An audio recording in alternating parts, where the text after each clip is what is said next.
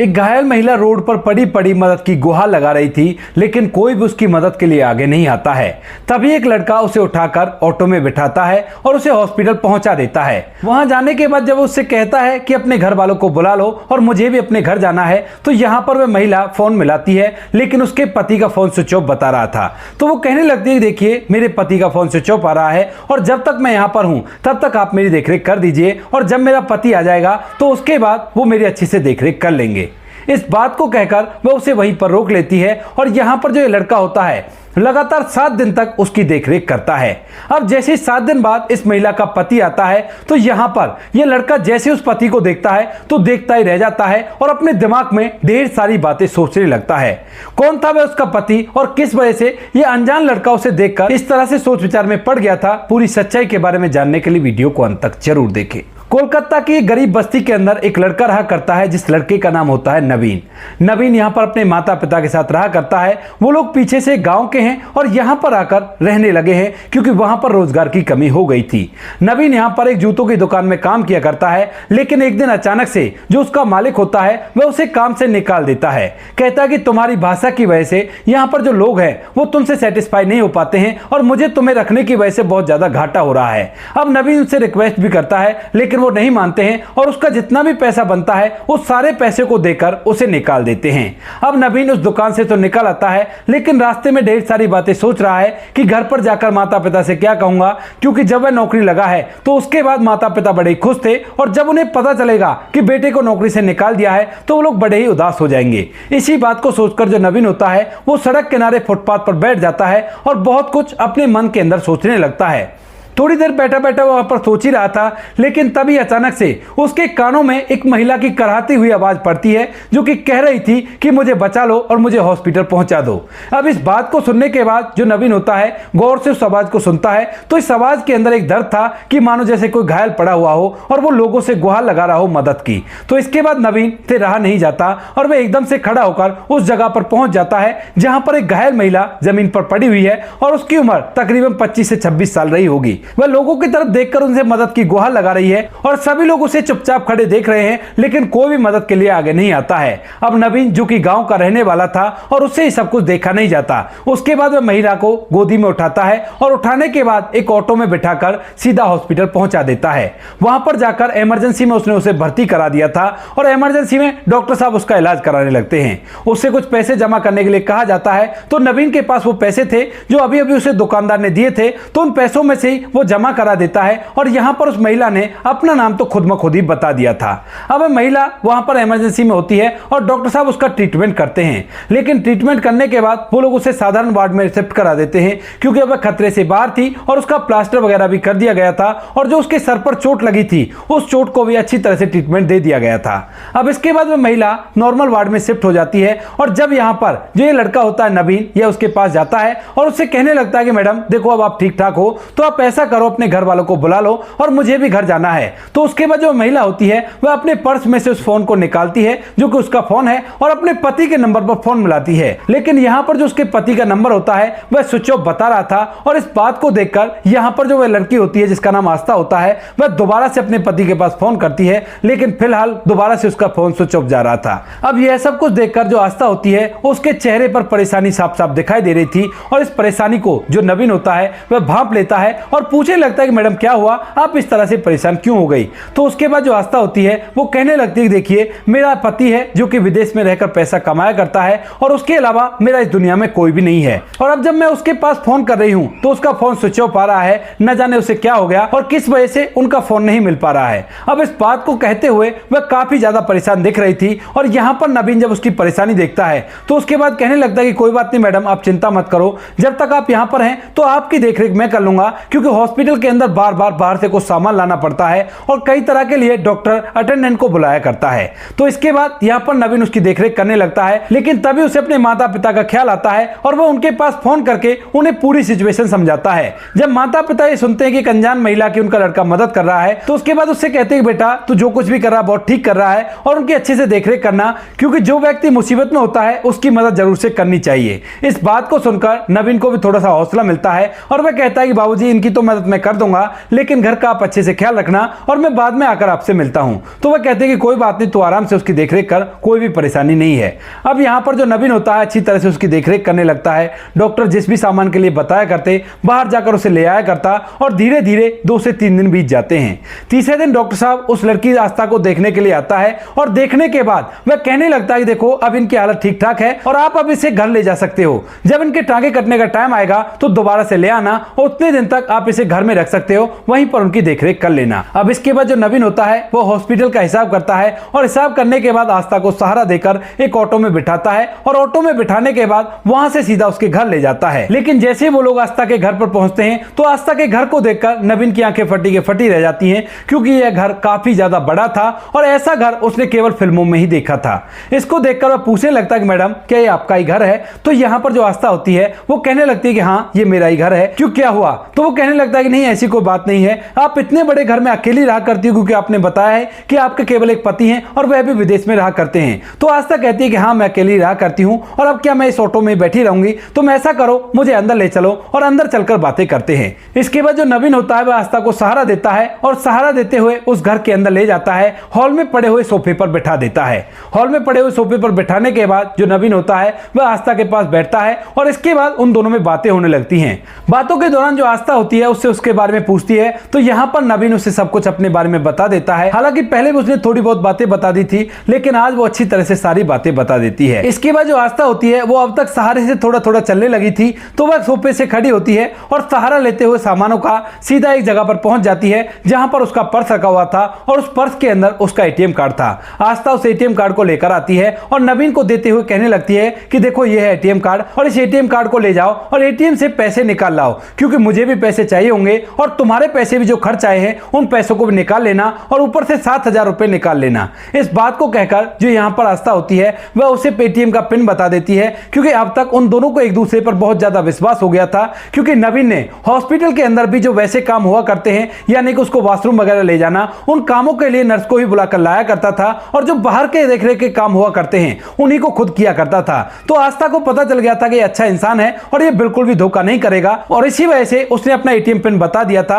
और यहाँ पर जो नवीन होता है वह उससे बातचीत करके बहुत ही सहज महसूस करता है, क्योंकि उसे उसके बारे में सब कुछ पता चल गया है और इसी वजह से वह उसका एटीएम कार्ड लेकर पैसे निकालने के लिए चला जाता है। वहां पर जाने के बाद वह 22,000 रुपए निकालता है और कुछ सामान बाजार से खरीदता है जिनके बारे में आस्था ने उसे बताया है और उसके बाद दोबारा से घर पहुंच जाता है। वहां पर जाने के बाद वह सामान देता है और सामान देने के बाद कहने लगता है कि ठीक है मैडम, अब आप घर के अंदर आराम से रहो और मुझे जाना होगा क्योंकि माता पिता मेरी राह देख रहे होंगे। तो यहाँ पर जो आस्था होती है वो कहने लगती है कि नवीन, अभी मेरे पति का फोन भी नहीं मिला है और नहीं पता है मुझे कि वो कब आएगा वापस और कब मुझसे कांटेक्ट करेगा। तो इसी वजह से तुम ऐसा करो, कुछ दिन और रुक जाओ, शायद उनका फोन नंबर मिल ही जाए। अब इस बात को सुनकर नवीन एक बार तो जाने के लिए कहता है, लेकिन जब दोबारा आस्था उससे कहती है तो उसके बाद वह भी मान जाता है। अब यहाँ पर जो नवीन होता है वह वहीं पर रहकर आस्था की देखरेख करने लगता है और जैसे ही यहाँ पर इस घर के अंदर रहते हुए उन दोनों को लगभग 4 दिन बीतते हैं, तो 4 दिन बाद अचानक से आस्था का जो पति होता है जिसका नाम अरविंद होता है उसका फोन उसके पास आता है और यहाँ पर जैसे आस्था उस फोन को उठाती है तो फोन उठाते वो अपने पति से कहने लगती है कि कहां थे तुम इतने दिनों तक और इतने दिनों से तुम्हारा फोन नहीं मिल रहा है।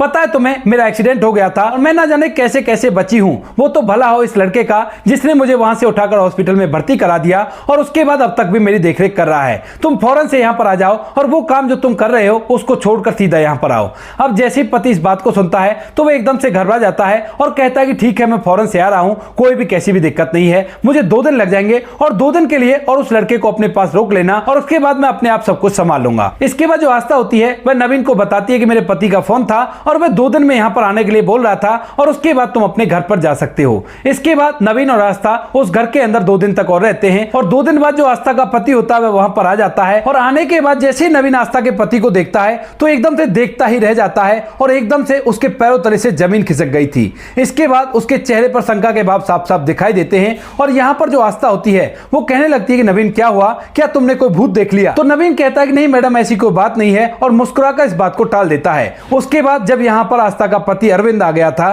तो वह कहने लगता है कि ठीक है भाई साहब, आपका बहुत बहुत धन्यवाद जो आपने अब तक मेरी पत्नी का ख्याल रखा, इससे आगे मैं देख लूंगा और आप यहाँ से जा सकते हो। अब नवीन यहाँ से चला तो जाता है, लेकिन जब से उसने आस्था के पति का चेहरा देखा है तो उसके दिमाग में ढेर सारी बातें चल रही हैं और वह बहुत ज्यादा परेशान है। इसके बाद वह अपने घर चला जाता है और घर जाकर जब उसके माता पिता उस महिला के बारे में पूछते हैं तो यहाँ पर वह उन्हें बता देता है कि वो ठीक है, खतरे से बाहर है, कोई भी दिक्कत नहीं है, लेकिन एक बात मुझे बार बार परेशान कर रही है। तो माता पिता से पूछते हैं कि बेटा क्या बात है, तो वह उन्हें बता देता है। और जैसे ही माता पिता इस बात को सुनते हैं तो उन्हें भी इस बात को सुनकर बड़ी हैरानी होती है और वो कहने लगते हैं बेटा क्या सच में ही तुझे पूरा यकीन है? तो नवीन कहता है कि हाँ माँ बाप जी, मुझे पूरा यकीन है इस बात पर। इसके बाद जो नवीन के माता पिता होते हैं वो कहते हैं कि बेटा इस तरह से किसी भी बात को हवा में नहीं किया जाता और तू इस चीज का पहले सबूत जुटा ले, उसके बाद ही तुझे आगे कुछ कहना होगा। इसके बाद जो नवीन होता है वह उस बात का सबूत जुटाने लगता है और 2 दिन में सबूत जुटाने के बाद वह उस बंगले के बाहर जाकर खड़ा हो जाता है जो कि आस्था का बंगला है। और उस बंगले के पार्क में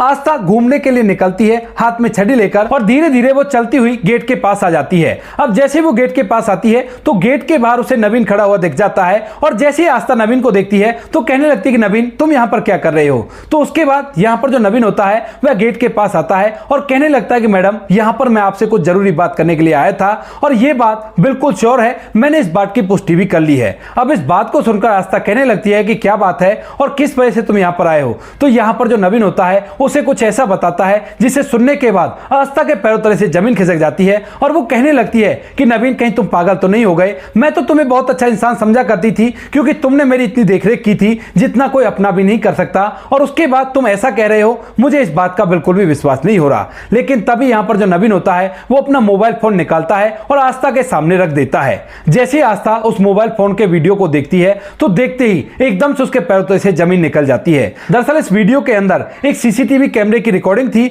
और जिस रिकॉर्डिंग के अंदर उसका पति दिखाई दे रहा था और यह उस दिन की बात थी जिस दिन आस्था का एक्सीडेंट हुआ था। नवीन ने आस्था से कहा था कि जिस दिन आपका एक्सीडेंट हुआ था उस दिन वहां पर जहां पर एक्सीडेंट हुआ था मैंने आपके पति को देखा था। और इसके बाद जो आस्था मना करती है तो वह कहने लगता है कि मैडम मैं सही कह रहा हूं और यह बिल्कुल सच है और मैंने आपके पति को 2 बार देखा था और यह रहा उसका सबूत। अब यहां पर आस्था के सामने सबूत भी था और उसका चश्मदीद गवाह भी था जिसने उसके पति को वहां पर देखा था और इस बात को देखकर वह पूरी तरह से हैरान हो जाती है। वह थोड़ी देर तक बहुत कुछ गहन सोच विचार करती है और सोच विचार करने के बाद नवीन से कहने लगती है कि ठीक है नवीन, अच्छा किया जो तुमने मुझे ये बता दिया, लेकिन इस बात के बारे में मेरे पति को पता ना चल जाए क्योंकि यहां पर जो आस्था होती है वो अच्छी तरह से अपने पति अरविंद की तहकीकात करना चाहती है और पूरे सबूत जुटाना चाहती है ताकि वह इसके खिलाफ कार्रवाई कर सके, क्योंकि उसे बिल्कुल भी विश्वास नहीं था कि उसका पति उसके साथ कोई ना कोई साजिश कर सकता है और उसे झूठ भी बोल सकता है। इसके बाद जो आस्था होती है वह अच्छी तरह से उसकी तहकीकात करती है और तहकीकात के अंदर एक ऐसा खुलासा होता है जिस खुलासे को सुनने के बाद आस्था के पैरों तले से फिर से जमीन खिसक जाती है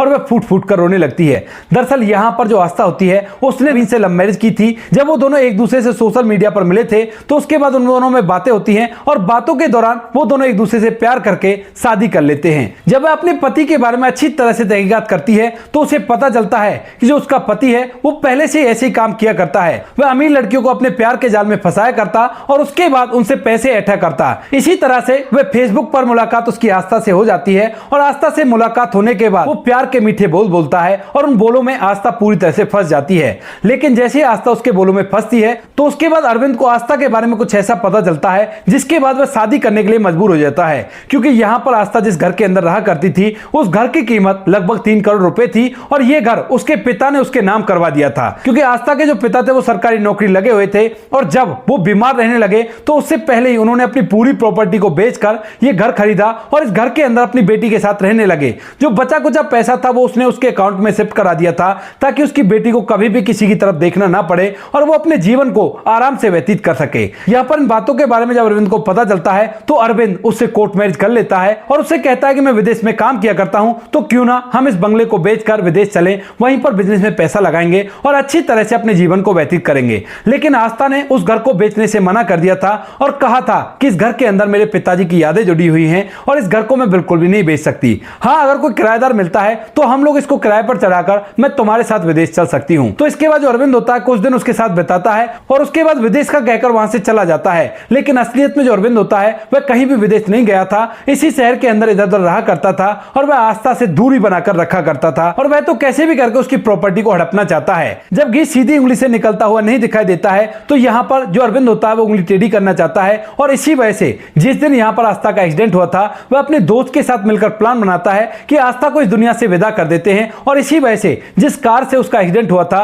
वह कार किसी और की नहीं अरविंद के दोस्त की ही थी, जिसके अंदर अरविंद भी छुपकर बैठा हुआ था। जब यहाँ पर ये दोनों एक्सीडेंट करते हैं तो एक्सीडेंट करने के बाद ये चले जाते हैं, लेकिन जैसे ही यहाँ पर थोड़ी आगे जाकर वो रुकते हैं तो आस्था की आवाज उन्हें सुनाई देती है और इसके बाद वो दोनों दोस्त वहां से वापस लौटते हैं उस जगह देखने के लिए और दूर खड़े होकर आस्था को देखने लगते हैं। इसी टाइम पर यहाँ पर जो नवीन होता है उसने अरविंद को देखा था। जब वो लोग वहां से वापस लौट रहे थे तो वो उसके सामने से वापस लौटे थे और जब नवीन उस महिला को उठा रहा था तब भी यहाँ पर जो आस्था का पति होता है वह दूर खड़ा होकर उसे देख रहा था और इन दोनों की नजरें भी मिल गई थी। इसी वजह से यहाँ पर जो अरविंद होता है वो एकदम से हैरान हो गया था और जैसे ये पूरी सच्चाई आस्था के सामने आती है तो उसके बाद जो आस्था होती है वो पुलिस को बुलाकर ये सारी बातें बता देती है और उसने नवीन को भी यहाँ पर बुला लिया था और कहा था कि तुम्हें मैं तनख्वाह पर अपने पास रख लूंगी, इतने दिन तुम मेरे पास रहो जब तक मेरे पति से मेरा केस चल रहा है और यहाँ पर अच्छी तरह से उस केस की पैरवी तुम्हें ही करनी है। इसके बाद जो नवीन होता है वो अच्छी तरह से उस केस की पैरवी करता है और उसके साथ रहता है और धीरे धीरे करके यहाँ पर जो पुलिस वाले होते हैं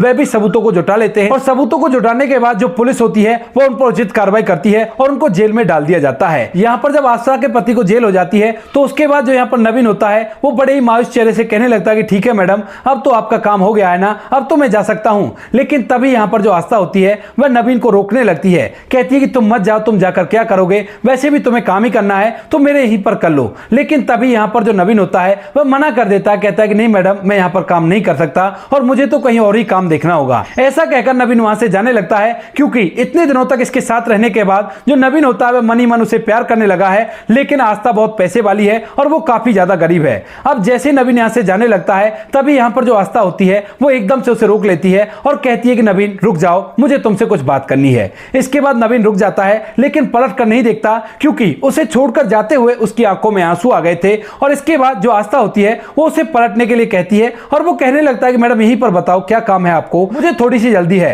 इतनी देर में जो आस्था होती है वो एकदम से उसे कंधे से पकड़कर पीछे मोड़ देती है और जब वह नवीन की आंखों में आंसू देखती है तो उसे पूछने लगती है कि आंसू किस बात के हैं। तो यहाँ पर जो नवीन होता है वो अपने आंखों के आंसू को पहुंचता है और कहने लगता है कि नहीं मैडम, ये वैसे ही हैं। लेकिन तभी यहाँ पर जो आस्था होती है वो उसकी आंखों के आंसू को समझ गई थी और कहने लगती है कि मुझे पता है कि ये आंसू किस बात के हैं और यही बात मैं तुमसे कहना चाहती हूँ। दरअसल इतने दिनों तुम्हारे साथ रहने के बाद, तुम्हारे व्यवहार को देखने के बाद मुझे तुमसे प्यार हो गया है और क्या तुम मेरे जीवन साथी बनोगे। अब यहाँ पर नवीन उससे प्यार किया करता था तो एक बार तो वो उससे मना करता है, कहता है कि नहीं मैडम, लोग क्या बातें बनाएंगे। तो वो कहने लगती है कि लोगों से मुझे कोई फर्क नहीं पड़ता, तुम ये बताओ कि तुम मेरे साथ रहोगे या नहीं रहोगे। इसके बाद यहाँ पर जो नवीन होता है वो थोड़ी देर तक सोचता है और सोचने के बाद इस बात की हामी भर लेता है। यहाँ पर आस्था और नवीन दोनों एक दूसरे से शादी करते हैं और शादी होने के बाद यहाँ पर जो नवीन होता है अपने माता पिता को वहीं पर ले आता है और उसी बंगले के अंदर पूरा परिवार हंसी खुशी रहा करता है। आस्था को एक पूरा परिवार मिल गया और नवीन को उसका प्यार मिल गया। वो लोग आज तक भी उसी घर के अंदर रहा करते हैं और नवीन के माता पिता इस बात को देखकर अब तक भी सपना समझा करते हैं कि ये सब कुछ एक सपना है और किसी दिन ये सपना टूट जाएगा। लेकिन यहाँ पर जो कुछ भी हुआ है वो हकीकत थी और वो लोग आज तक भी अपना जीवन खुशियों के साथ जी रहे हैं। तो दोस्तों ये थी आज की कहानी। आपको जैसी भी लगी कमेंट सेक्शन में बता देना। वीडियो अगर अच्छी लगे तो वीडियो को लाइक और चैनल को सब्सक्राइब जरूर करें ताकि हमें थोड़ा सा हौसला मिल सके आप लोगों के लिए ऐसी अच्छे वीडियो बनाने के लिए। इन कहानियों को सुनाने का उद्देश्य किसी को परेशान करना बिल्कुल भी नहीं है। ये कहानी आपको इसलिए सुनाई जाती है ताकि आप लोग इन कहानियों में से कुछ ना कुछ सीख सको और अपने जीवन में उस चीज को अप्लाई कर सको। मिलते हैं किसी नेक्स्ट वीडियो नए टॉपिक के साथ, तब तक के लिए जय हिंद, जय भारत, जय हिंदुस्तान।